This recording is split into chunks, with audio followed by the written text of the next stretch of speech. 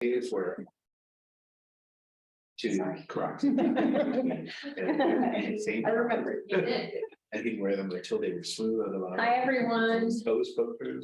Everyone online, welcome. We're going to go ahead and get started. I appreciate you all being here and waiting for a few minutes for us to allow more people to join us. And I just want to mention I did record, so we did start a Vmfa YouTube channel. A lot of people who can't attend our meetings once they want to be able to watch, and so we've been posting these videos on that channel.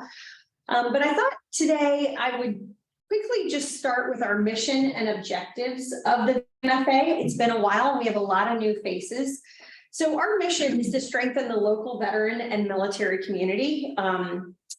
Several years ago, a couple years ago, Paul Berry and I and a few others got together and decided to start this group because we felt like we wanted to increase the communication amongst veteran organizations serving the veteran and military communities. And together we came up with these objectives, and our objectives are to identify gaps, opportunities, and barriers in service, to improve service for veterans and military families, to coordinate information on services for veterans and military families, and to educate veterans, military families, and community advocates on community-based efforts and suicide prevention. So just a little bit of a reminder of why we're here. But I appreciate everyone who is able to join us today. Our topic of discussion today is education. And we decided this week to take, or for this month, to go a little beyond just the traditional definition of education, because education can, you know, okay, yes, I want to go back to school and get a degree, but education can be, I need education on benefits. It can be a variety of different things. So we kind of stepped outside the box of traditional education. But what I'd like to do, I'll introduce myself really quick. For those who don't know, I'm Brooke Dickhart. I'm the executive director of the Joel Fund, and really excited to have all of you here. But I would like to start in the room here. We're going to go around and have everyone introduce themselves. I'm going to leave our panel speakers, if you will wait to go last, because I want to give you a little more opportunity to talk about who you are. But when you introduce yourself, if you'd please give us your name, what organization you're here from, if you're a veteran, or what your connection is to the military. And then I'm going to put everyone on the spot today, and I want to know, are you a yes or a no fan of Valentine's Day?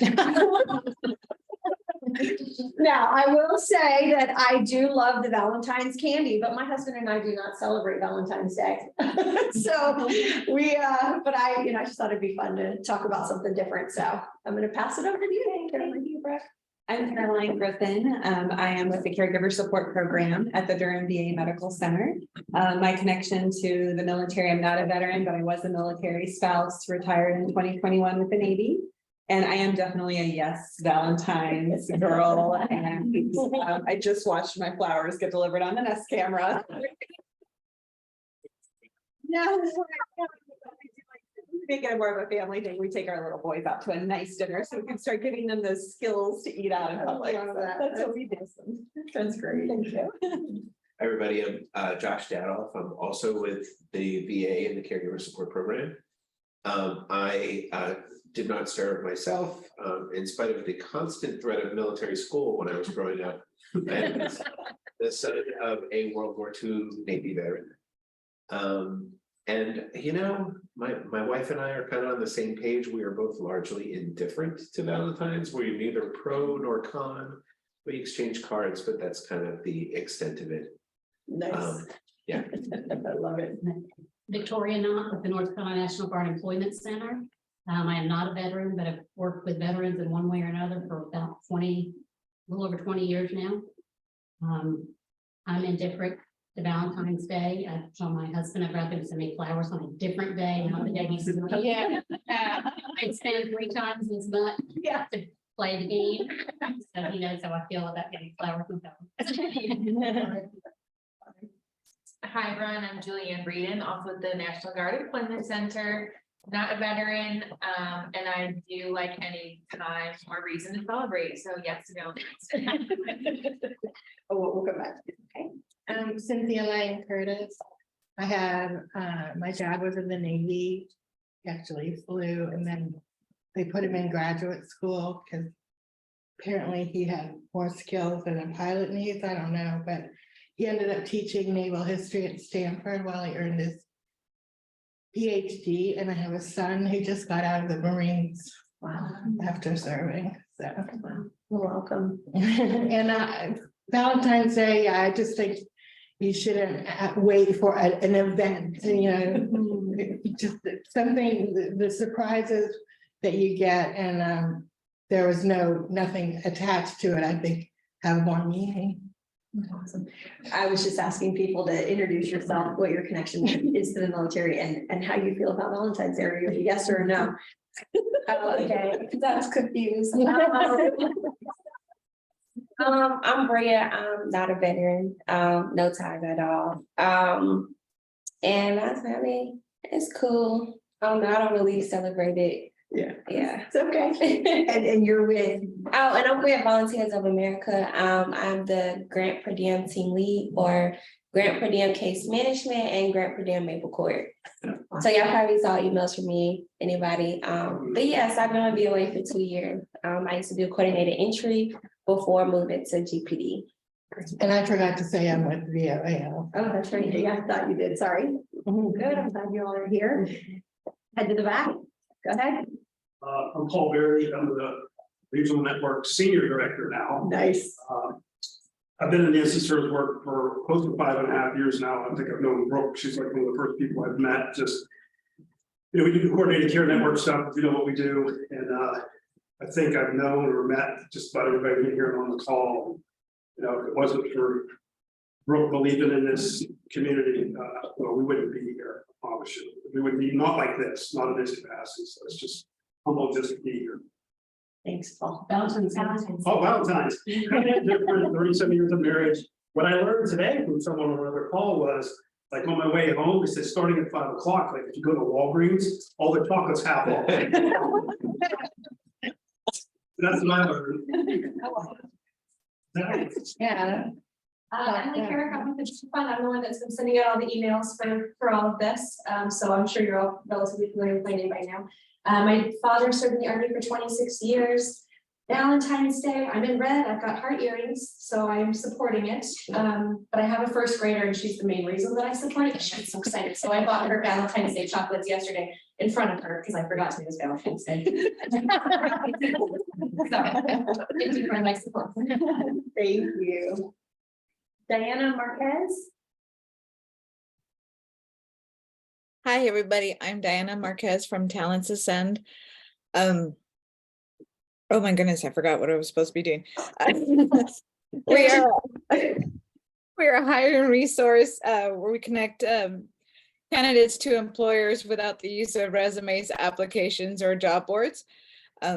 As far as Valentine's Day goes, I guess it kind of depends. Right now, my husband's not in the States, so we're not celebrating Valentine's Day. I am a military spouse of almost 19 years now and a military brat. So that's my affiliation with military. Welcome. Ashley Wheeler. Hi, yes, I'm Ashley Wheeler. I'm the Veterans Student Success Coach at Wake Tech Community College. We basically look for resources around the community, whether it's food, housing, mental health, whatever they need, and we provide those resources to our students, and me specifically veterans. I am not military myself, but my family has represented most of the branches in some way or another.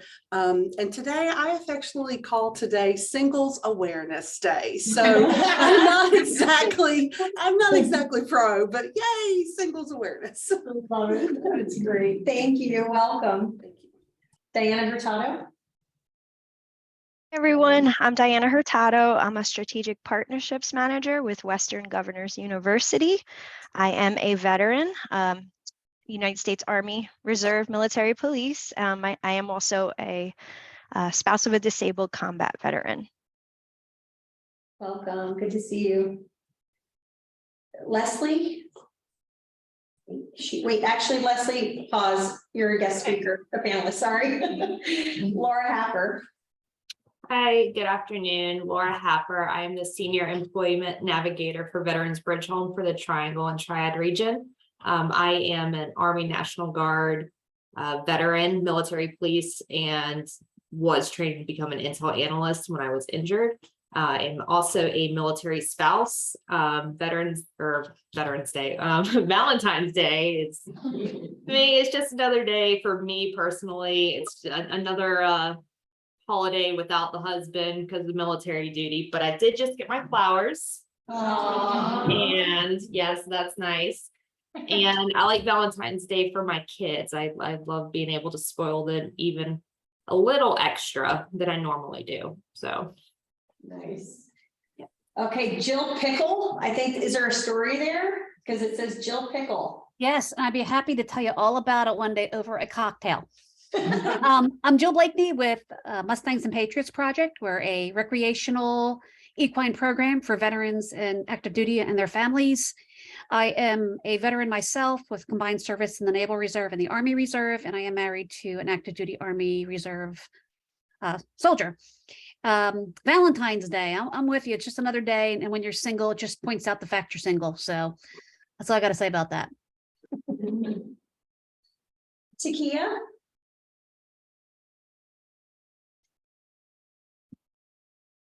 Hello, my name is Takia Knight. I'm with BOA, HVRP, Senior Employment Specialist. I am not a veteran, but I've been serving veterans for a while. I'm kind of in the middle like everybody else of Valentine's Day. I mean, I don't. I mean, I love flowers, but I'm gonna be honest, I'll kill them. But I like. But I do love them. I'm not really a chocolate person, but I'll do Snicker bars. But balloons. I mean, balloons are great. It doesn't really matter when it is. Let's see what else. I feel like I'm forgetting something. No. Do you say connection to the military? Yeah. Yeah. Okay. Nope. You're perfect. Thank you. All right. Ashley Martinez.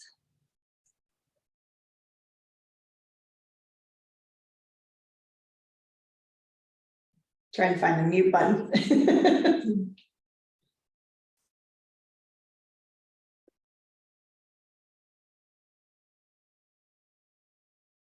You want me to come back to you? Okay. Randy? Good afternoon, everyone. I am Randy Silver. I'm with NC Works. I provide employment resources for veterans in Johnston County and any other needed resources. I'm a Army veteran. I retired from the Army with 26 years of service. For Valentine's Day, I started off as pro with doing the dating series.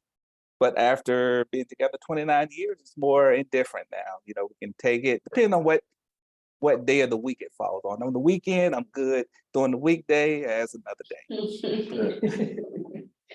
Thanks, Randy. Janaea, did I pronounce your name right?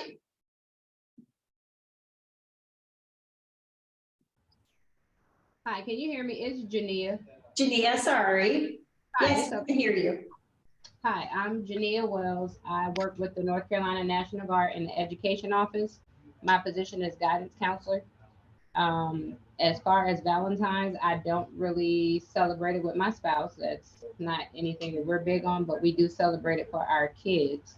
My affiliation with the Army is I am what I call myself an Army sibling, because I have an older brother and then a little brother that joined once we took him in, and then I'm also a new Army mom. My daughter joined the service. Wow, nice.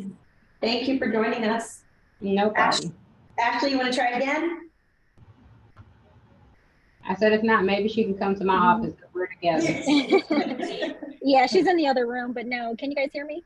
Yes. Okay, so my name is Ashley Martinez. I'm the General Manager for the North Carolina National Guard. I am a prior Marine and also a spouse of a lovely Navy sailor. So I get a lot of heat from that. And as for Valentine's Day, we've never really celebrated it. Nice. Well, we do have cards here. So one of the reasons, if you are going to be interacting with any veterans later today or this week, we had Congresswoman Ross's office brought over some Valentine's cards that were made by local children. So if you would like to take some, they're really cute. We want to make sure that they get delivered to veterans. So please let us know. But so before we, actually, I'm just going to jump right into our panelists. So let's start with, we'll go right here in person. Karmisha Hernandez, if you will please introduce yourself.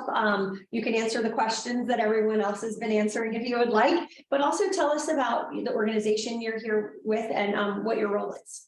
Okay, so hello, everybody. My name is Karmisha Hernandez.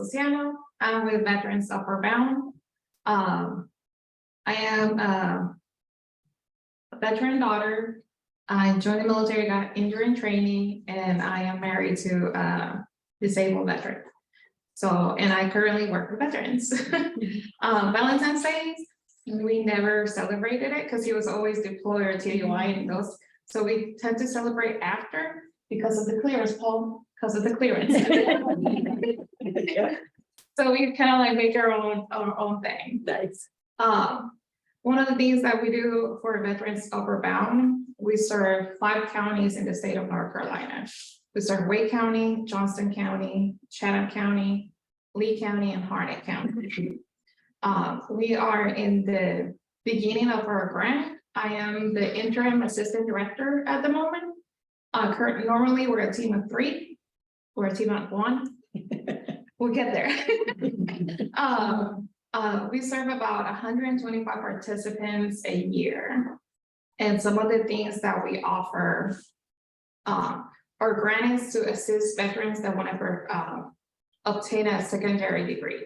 It can be skills, some kind of certification that they can get into a certificate, get into a job, and be able to move on. Some of them want to get some type of degree to have their own business and be successful in that manner. And other ones want to obtain a degree because they have a path. They want to get a bachelor's degree, a master's degree. So we help them with those initial steps. Some of the things that we do is we offer some of our veterans, I either got out of the military and ETS out. Some of them have been out of the military and out of school for 20+ years.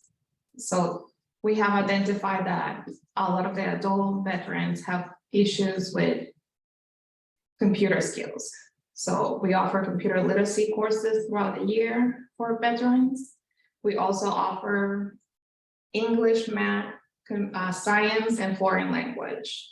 So some of them, we identify that a long class, it's not easy for them to sustain because they have kids, jobs.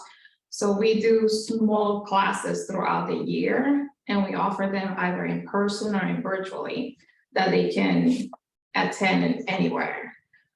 We also offer 3 main workshops that we do quarterly. We do career counseling, financial literacy, and college preparation courses. So with college preparation courses, a lot of the times that we gather, veterans will come. If I didn't have somebody with me, I wouldn't do it. Some of them can do it. They can do the application process and you can give the instructions and they can follow it. Other ones, they get a little bit nervous and they're like, I need somebody with me to be able to explain to me. And that's what we do. We can help a veteran get some of these things within a day or 2. Other veterans will spend like an hour or 2 a day throughout a few weeks to be able to complete some of this. And we work at their own pace. Each one is different and just take our time and help them whatever they need to do. So some of the things that we do for the application process is we're hosted in Central Carolina Community College, where veterans can go anywhere. They can go to Wake, to Johnston. We have veterans in NC State. We have veterans attending online schools. Whatever, I always tell them, it's like, what do you want to do when you grow up? And kind of like work ourselves backwards to be able to guide them the way they want to go to. So we do college visitations. We help them with the admission process. Essays are the one thing that a lot of them get caught up. I see so many of them write an essay and I look at it, I was like, where's your military service? I'm like, I can read it and you send us another student, but I need to know, like people need to know what you've done. So we have been encouraging a lot of veterans. We have had 3 veterans, and 3 of them completed the essay and got scholarships for some of the programs they wanted to go to. We offer tutoring 2 ways, in person, online, or we have a 24-hour system that they can log in and get it. We assist them with applying for GI Bill benefits and completing the financial aid application. RDS with the state, it's one of the things that we always work with them a little bit because it gets kind of tricky. And we partner with NC Serves when it comes to certain referrals that some of our veterans need. Great, thank you. Next, let's go with Elizabeth. Can you please introduce yourself, answer the questions, and I think you might have put one in the chat, but and then please talk to us about TAPS. Absolutely, and thank you so much. I'm Elizabeth Sergent. I am a Gold Star spouse. My first husband, Brian, was active duty Army, and he passed away in May 2014 while serving active duty in the Army. And at the time, our kids were 5 and 8. And so I always say TAPS kind of found us. And then once we connected with TAPS and really got a feel for the level of support and care that met us right where we were at in our journey. Now TAPS is just like with us forever. And that's what I tell them. They're keeping us forever. We TAPS, and then also just, so I remarried a Navy veteran about 2.5 years ago. And somebody was talking about the fun they have with being one branch and there has to be another branch. And I just always say football in our home is a fun day on that one special game every year, the Army Navy game. So we just don't watch it anymore. TAPS itself is a community. It's think of peer support. TAPS is tragedy assistance program for survivors. Been around since 1994, and we actually have just officially grown to international. We actually have an office in the Ukraine, and we have kind of like satellite branches, unofficial offices in Great Britain and Afghanistan.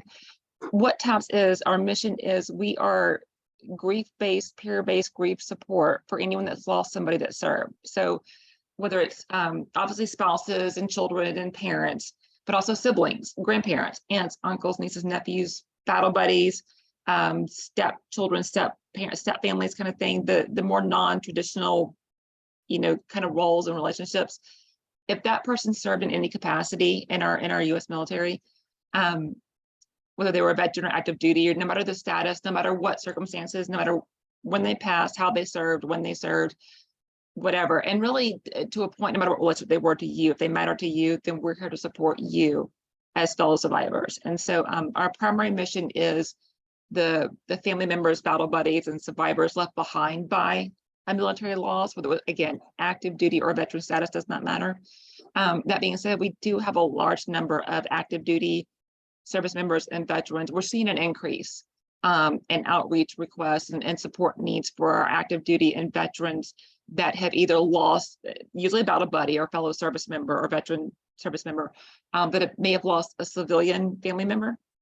And so we never tell anyone no. There's our primary mission, like I said, is survivors of military loss in that capacity. That being said, if that person is a service member or former service member and they lost a civilian or somebody, we're going to do our absolute best to support and connect with appropriate resources and that kind of thing, and not just say, we're not your group. We are your group. We want to be that group. One of the biggest ways that we support our active duty and veterans is through our Good Grief Camp and our programs for our youth. I actually work with youth programs now. I came on board TAP staff literally 4 years ago this month and got to switch over to youth programs about 2 years ago. So it's really kind of cool to be part of the group that supported my family for 8 years, coming up on 9 years. It's such a privilege and such a, I take that very seriously. And when I say privilege, I mean that very literally for myself, at least. And so our Good Grief camps and our family camps and really our children's programming, but the heart of it, or part of the heart of it, is what we call our military mentors. And those are active duty or veteran service members. You have to be an active duty or service or veteran service member to be what we call our blue shirts. And our blue shirts are the ones that show up at our weekend events. Like we were down in Destin about 2 weeks ago for the entire weekend. And the adults are going to workshops and making peer connections and getting support and very, very individualized support on the adult side. Our kids are what we call Good Grief Camp. And that is, we are targeting emotional needs, support needs, coping tools, stabilizing. We are targeting those kids as grieving children, whether they're 5 years old in kindergarten or 18 in high school, whether they've been a survivor for a minute and a half or 11 or their whole life. It doesn't matter. If that's a child that's grieving the loss of a service member, we're going to embrace them in good grief camp as much as possible. And a lot of it is stabilization and validation and acknowledgement and coping tools. We want our children to grow up healthy and really having a really heartfelt, practical integration of the grief and loss, because it's real. And real loss is real for all of us. For children, it's finding ways to express it. How do I share my story? To whom do I share my story? How much do I share with certain people or not share with certain people? What's safe to say? What's not safe to say? What are people telling me? Because I'm a kid in a grown-up world, and it doesn't always make sense. And sometimes kids have it nailed a lot better than adults do, I think. So really, how are kids integrating what they're hearing versus what they're thinking versus what they're experiencing and feeling and all those different things? And one of our biggest tools that we have found that's just, and I say gold mine, I mean that quite literally, is our military mentors, our service members that volunteer their time those weekends to spend. And it's almost like that's, to give you a concept, it's almost like that child's battle buddy for the weekend. So our kids that come to like our national event in Washington, D.C. this year, it's Memorial Day weekend every year. This year will be our 29th annual. We already have a little over 200 kids registered, and it's end of May. So we'll see how that, we have it capped at about 300 kids for right now. We'll see if we can expand that number coming up. But all those kids will have a 1-to-1 or 2-to-1 mentor, and that's their buddy. Some kids will have the same mentor they request year after year after year, and they kind of have that ongoing rapport and relationship. Some kids will have a new one by choice every event they go to, because they want to build those connections and build their own little community of support. And that's their person. It's a chance for the child and teen to maintain a healthy, active, ongoing connection to their military piece of their lifestyle, whether their loved one was a veteran or active duty that they lost. And again, no matter how long it's been, that child had some kind of connection to a military in some form. And we want them to be able to hold on to that as much as comfortable for them throughout their lifespan, but in ways that work for them. And our mentors really help bridge that gap. It's a battle buddy. It's someone besides mom that you can share with and talk to.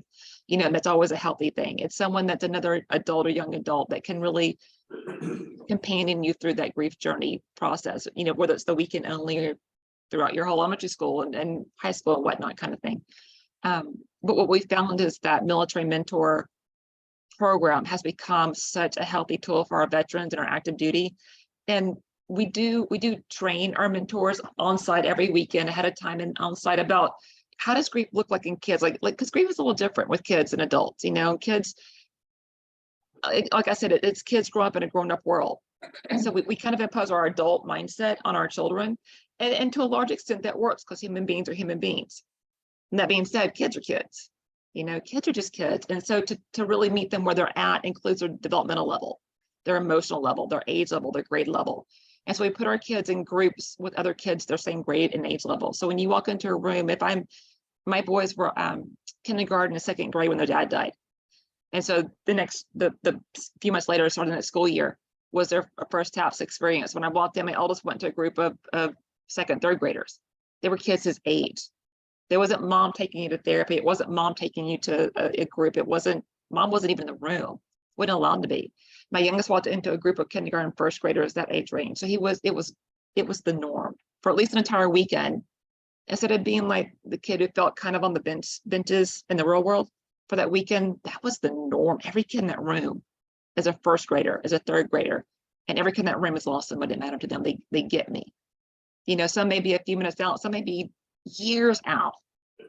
They get me. And so that's really validating. And then our mentors come in and they've been trained, but they're also taking training to heart for themselves, because a lot of them have lost somebody that mattered to them, family member, battle buddy, you name it, in their unit, former units, people they know, that kind of thing. Or they want to support people they know that lost somebody.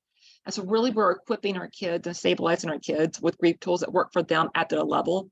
And as the kids grow up and continue to come and participate in different types of events, we want to refine that, because kids grow up, and you know, a 15-year-old is different than a 5-year-old and should be. So we need to really target what we're investing in that child and that child's toolbox differently for those developmental levels and age levels and where they're at in their journey. You know, 5 minutes out is different than 15 years out from my loss, again, as it should be. So we want to give our kids what works for them in that moment, in that space when they're coming to us, so they can take it forward and again, take the next healthy steps for them. We do that with our mentors too, our military mentors are just an integral integral piece of what TAPS is. And I think they all deserve to wear, tights and superhero capes for all I care, because they are just blessings left, right, and sideways. But really, our mentors have shared that they take that information and training and the piece that we give them as tools to work with kids.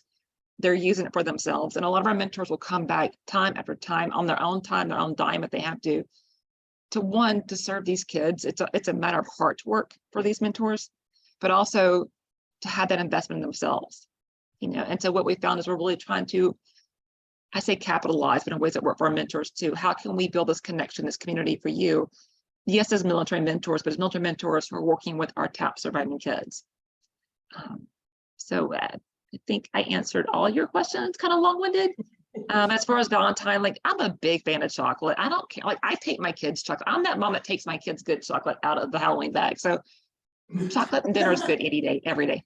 Thank you, Elizabeth. Leslie, will you introduce yourself and introduce us also to ACP? Yes, of course. So thank you so much for the opportunity to be here. My name is Leslie Coffey. I'm the VP of Military Engagement for ACP.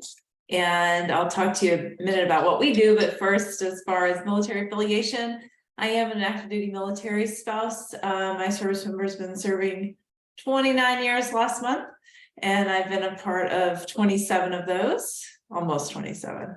I'm actually appreciate Valentine's Day because we are geographically separated. I'm currently in our forever home, kind of setting conditions for retirement. And so any opportunity to hear from him, any excuse, I enjoy it. So I am a fan, at least this year, of Valentine's Day. So what ACP does is we're a free nationwide nonprofit. We focus on customized mentorships. It's on a one-to-one basis, and I'm kind of like the hair club for men. Not only am I, VP, but I'm also an alumni. That's the whole reason I joined the team, is because what it did for my family back when we started opening it up for spouses in 2018. The customization is totally unique to everyone's journey, where they are in their journey. We have a staff of 75 now. And everyone that comes to our program is assigned as a point of contact at ACP. And the first thing we do is, once a veteran or a military spouse applies, is we get them on the phone and we do a deep dive into learning more about them. We learn about their interests, their goals, what they're looking for, and even hobbies. We take all of that into account. Our process is completely human driven. Which is why we have such a large staff, is because it's not any kind of match.com or algorithm. It is completely a lot of diligent research, a lot of listening to the needs of the veterans and spouses, and then going on the hunt for who we think is a great fit mentor. We do have over 120 partner companies. Disney and Nike and Johnson & Johnson, Major League Baseball, like you name the industry, and we have we're going to have representation there. That's where about 80% of our mentors come from. An additional 20% of our mentors are just volunteers. Sometimes they may be alumni like myself. They may be entrepreneurs. They may be civil servants in the GS system, protective services, let's see, healthcare, higher education. We've got astronauts. Tom Hanks has been a mentor. So really, again, just thinking of any kind of industry that a veteran or spouse would like to break into, then we can pair them on a one-to-one basis with a professional in that space. Our process is we request a minimum of 1 hour a month. There's currently 4,700 in our program right now. And over 26,000 have come through in our alumni. We've been around for 15 years, by the way. We started in 2008. And for the 4,700 that are currently in, everyone's cadence looks different. Our request is at least 1 hour a month, but my spouse, I'm back to that card holder tab, my spouse is going through it as well. And his mentor is a phenomenal mentor from Disney, and they meet every other week. So it's really based off of where you are in your journey, if you're ramping up for maybe salary negotiations, or if you're ramping up for an interview or working on a resume or career exploration. With my mentor, we've started with career exploration, and she called it window shopping. So we were looking through all kinds of job descriptions to figure out what was the best fit for me. I came through when we were stationed at the National Training Center in the middle of the Mojave Desert before remote work was big. And the result of my mentorship was a 67% increase in pay. And so, you know, that's exactly why I joined the team years later, because I just see this as a gift to give this community I've been part of for so long.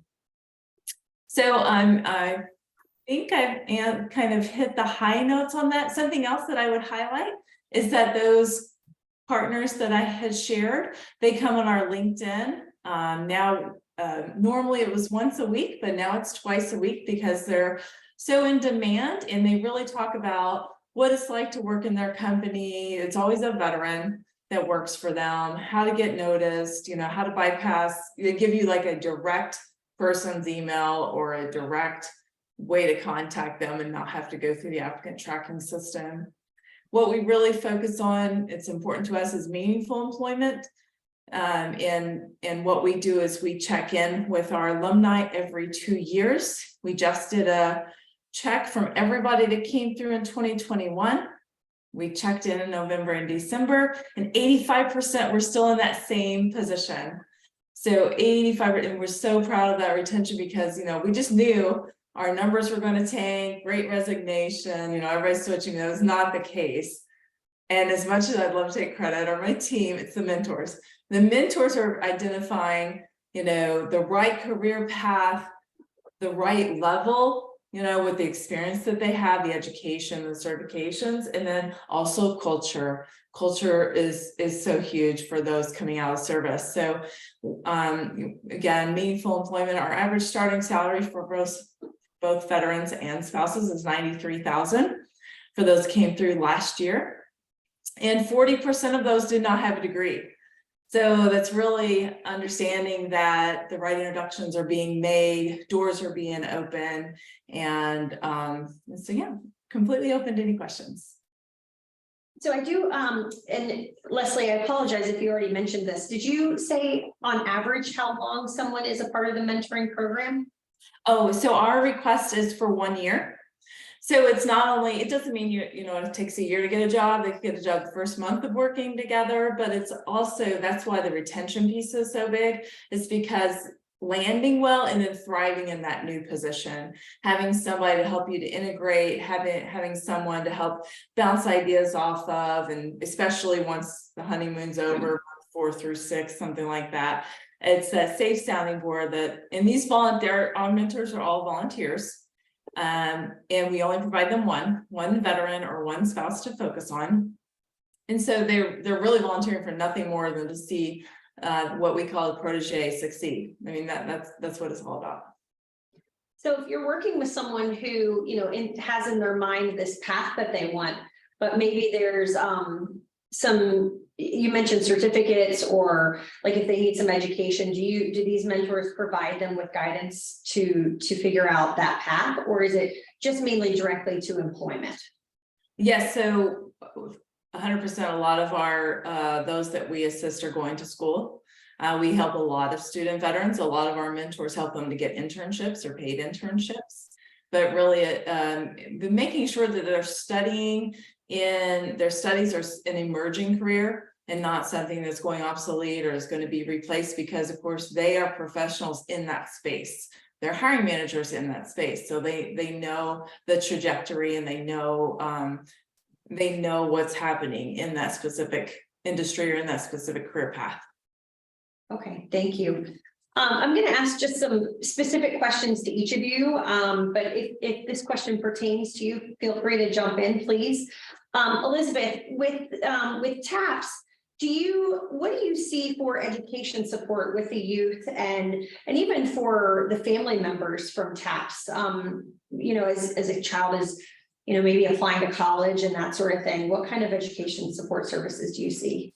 So TAPS is network. TAPS is a separate nonprofit, independent nonprofit, and I want to be clear about that because we're not part of the government. We're not a division of the VA or DoD. That being said, we have, and Bonnie Carroll particularly, we have spent decades networking with and developing really a hand in glove partnership with DoD and VA and the different federal and really state agencies that regulates or that basically that handle scholarships, grants, that kind of thing for the educational purposes. We also have outreach to a lot with like NFL teams, like the Detroit Lions have a scholarship for kids that live in Michigan going to college in Michigan, or from Michigan going to college in the United States. And it's a Detroit Lions scholarship that they offer to a few select TAPS kids every year that meet their criteria. So we do a lot of also private and kind of not really under the radar scholarships opportunities. We also, and TAPS doesn't do this. TAPS is a bridge builder when it comes to education benefits. And I'll post in the chat here in just a minute for everyone to use. There's a military survivor education search tool, and you can plug in I am a surviving spouse, or if my son is a junior, I am a surviving child of a serviceman who served, kind of the demographic check boxes for our family situation. Doesn't have to be just Gold Star, it can be veteran, can be active, it can be kind of whatever. And then one of our educational department staff members will send a very tailored email to the person whoever fills that out with scholarships and programs that you may qualify for. They're not really, I mean, you can narrow it down to like, this is the field I want to look into. And they will include those if that's what you want, but it doesn't have to be. So even as a surviving spouse, I've gone through and said, I want to look at continuing education. I'm kind of just want to know my options. This is my check boxes, so to speak. What I qualify for, and I'm thinking like at best one, because I remarried, at best one or two. I got an email with like 18 different potential opportunities, and it was more than just names. It was, here's the link, here's how you apply, here's what to be aware of, here's if you have questions about this, contact this person, here's my number at TAPS kind of thing. It's a very handheld process. And it's as much as I want or need. So like, I just took my son to they call it the Pathway Success Program. TAPS has a week up at headquarters in DC for survivors that want to and that would like to attend to it. And it's kids that are in that junior, senior kind of year high school and their guardian, their parent. And it's everything from how do I apply for college? What financial aid options are out there to, I don't want to go to college.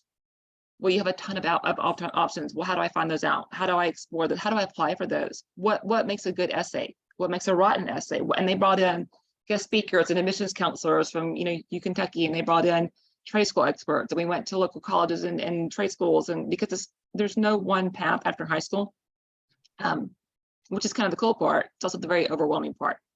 So how do we help our surviving kids, adults, anyone that would like to pursue education? How do we help our survivors find those resources that make that happen? Career paths in your field. Everyone on this call is going to be on my list now because that you're a potential resource that we would want to build a bridge with for our survivors, for our military mentors, for our veterans that connect with us, that kind of thing. And if we can help build that bridge from human to resource, by golly, we're going to do that. And so TAPS will be more than happy to look at individualized circumstances, family dynamics, and without getting too nosy or kind of in your cookie jar, so to speak, and say, okay, what's the real need? What's the real desire? What's the hope? Where's kind of the where are you at right now? Where do you kind of want to see yourself going? How can we help you take the next several steps to get there? Whether it's scholarships, grants, internships, you name it. And so TAPS is really big on advocating for those things. We're right now, last year, our big advocacy at Congress and Capitol Hill was the PACT Act that TAPS was advocating for survivors that were infected by cancer, and just the burn pits and that kind of thing, and veteran survivors affected by that, to get them full-fledged benefits, and that includes education benefits. And now TAPS is petitioning Congress and speaking at the Hill literally this month about the Remarriage Act and not punishing spouses that choose to remarry to lose all of their benefits. Right now, children don't, like when I remarried, my kids didn't lose their benefits, but as a surviving spouse, I lost all of my benefits. And should my current marriage end for whatever reason, annulment, divorce, death, whatever, I can get some of those benefits back, but I can never get my education benefits back under current congressional legislation. So TAPS is one of the ones, Gold Star wives and moms are the other ones that are literally advocating before Congress weekly, daily, to say this is not appropriate, this is not okay. Here's why, and here's the legitimate reason why. Here's how it impacts real life people every day. Here's how we're prohibiting people from having quality futures. Here's what we're doing to survivors.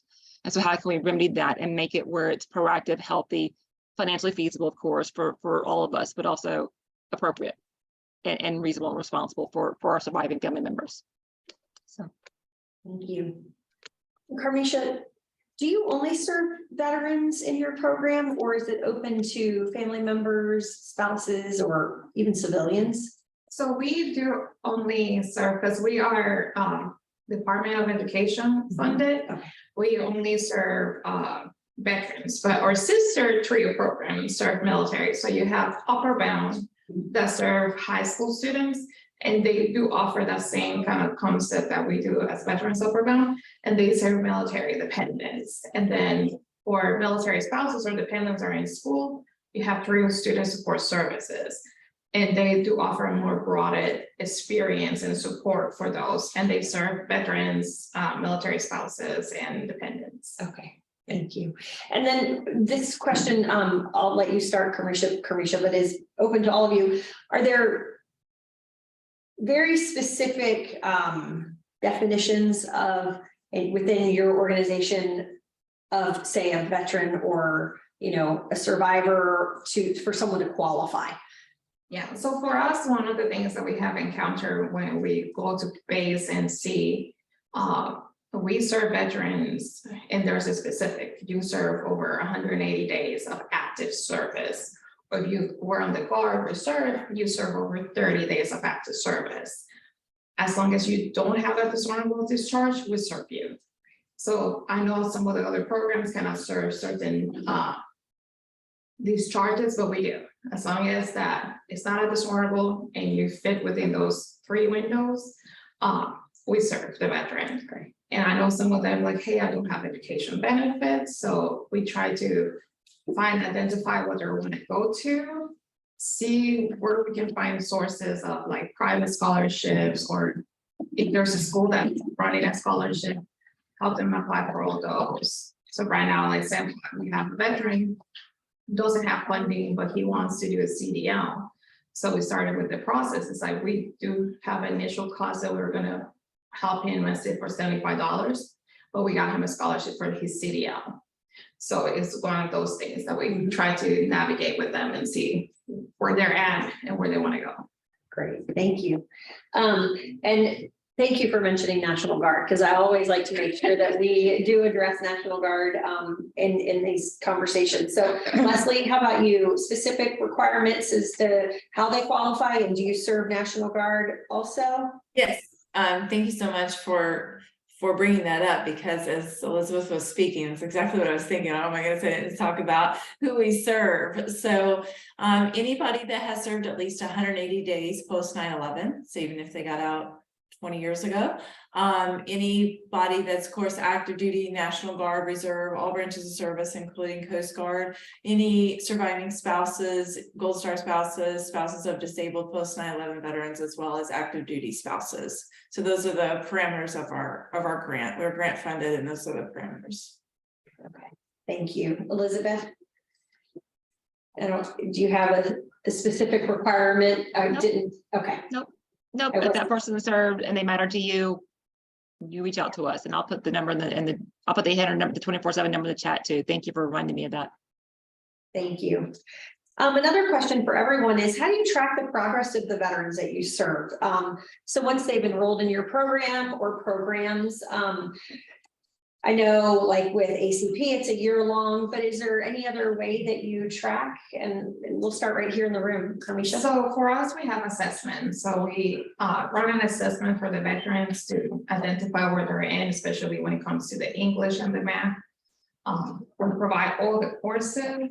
And one of the things that we identified if they were successful is if they took, let's say, a certification program and they completed it, but they not took any of the 4 classes, we have a post-assessment that we identify if there was any improvement.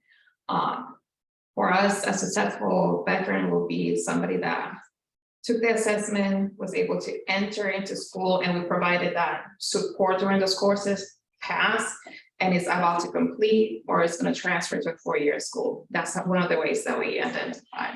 And for other programming that we do like measurements of like, what were the skills? So the goal is we provided this activity, and then we have an assessment at the end to see if what we were trying to do was the goal. So that's how we measure them. Elizabeth or Leslie?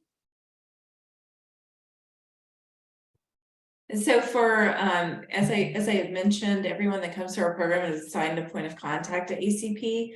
And not only do we have the initial call, but they're also the person that presents the potential mentor with them. The process is once we find who we think is a great fit, then we just present them the bio or like a baseball card, and then they can tell us if they'd like to work with that individual. Like for me, I was all caps, happy caps, yes. How fast can I talk to her? Because she's on the Forbes Coach Council, and so it's like having your own personal Forbes coach. But if both parties are in agreement, then we make the introduction. And when they have their first phone call, we check in 2 weeks, then we check in every month after that, following up every month for the year to see how are things going. Do you need additional resources? I can tell you that just happened last week. We had a veteran that ran out of his GI Bill benefits, and his mentor is like, what do we do? How can I help? And so our staff is large, as was shared, and so it's kind of all hands on deck, sharing scholarships, and we just flooded the mentor with resources. And the point of contact at ACP checks in with both the veteran and the mentor every single month. So not only are they gauging from the veteran or spouse, but they're also gauging from the mentor, how do you think they're doing, and what additional resources do they need? And from there, they may say, you know, we actually just had one that was able to talk the veteran into kind of getting some outside help, and he actually checked himself in. So they're there and recognizing when they're at risk, or recognizing when they're a little bit off. So the long story is that we're there all year as a support system, accountability partners as well. We check in regularly throughout, and then wrapping up the mentorship really depends on what their goals are. If their goal is to get a job, if their goal was to get accepted in an MBA program, if their goal is to launch a business. Some spouses, some of theirs is really just confidence. We see that so often, is that just have such low self-confidence. And so we do survey pre and post mentorship, and the spouses coming in and their confidence in their career path is 29%, and leaving out after working with a mentor jumps to 87%. So just knowing, I can tell you, when I came through, I was so accustomed. I've got 4 kids. I'm a soccer mom, quintessential soccer mom with a van and all. So I'm so used to supporting the kids and running all the cardinal direction and supporting my service member. I moved 7 times in the last 9 years alone, and many more before that. And to have somebody pour into me, like, it was really awkward at first. I had to get out of my own way to really give myself permission and say that I was worthy of their time. But really, when somebody identifies and willing to pour into you and sees your value and then coaches you through that, then for spouses, it takes it to another level. Thank you. I do want to open it up for anyone else who has questions. Please jump in, raise your hand. Crickets.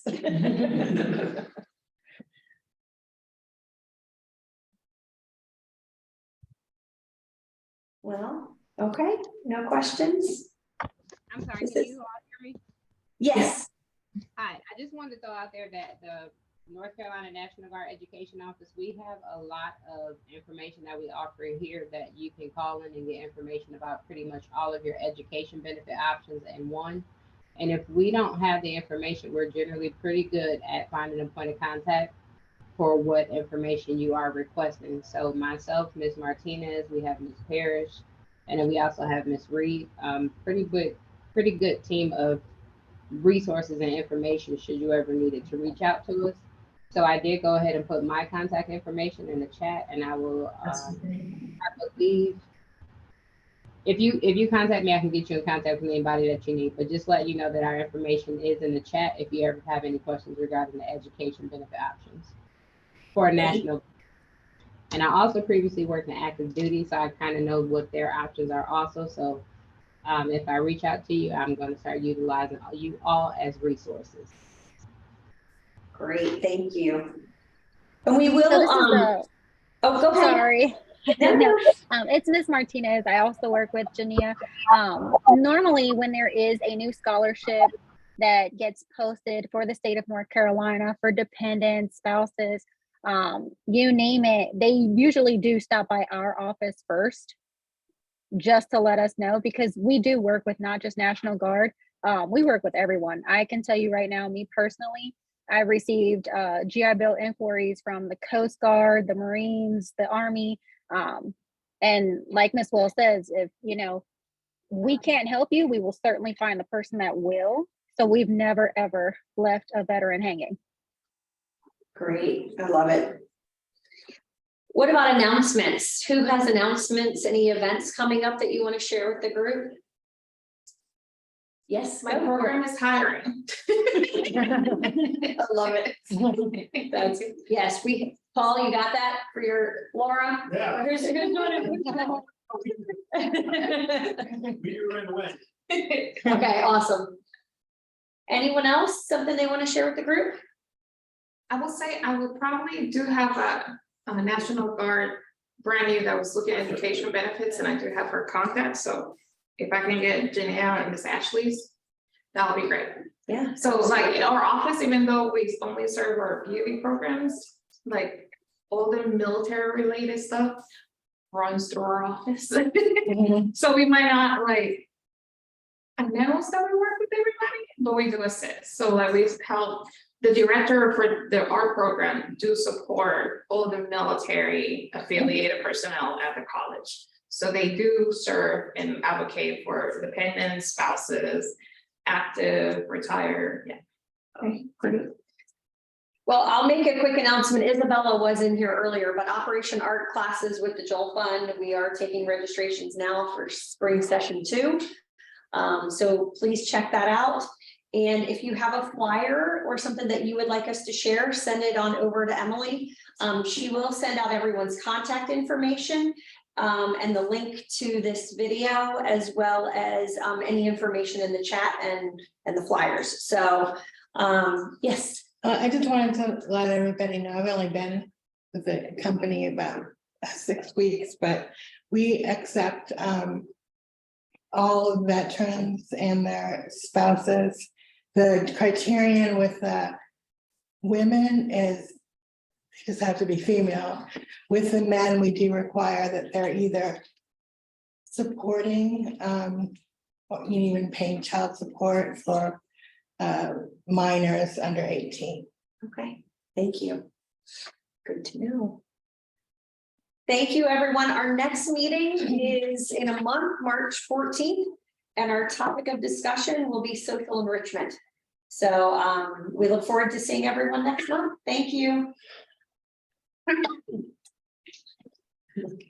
Wait.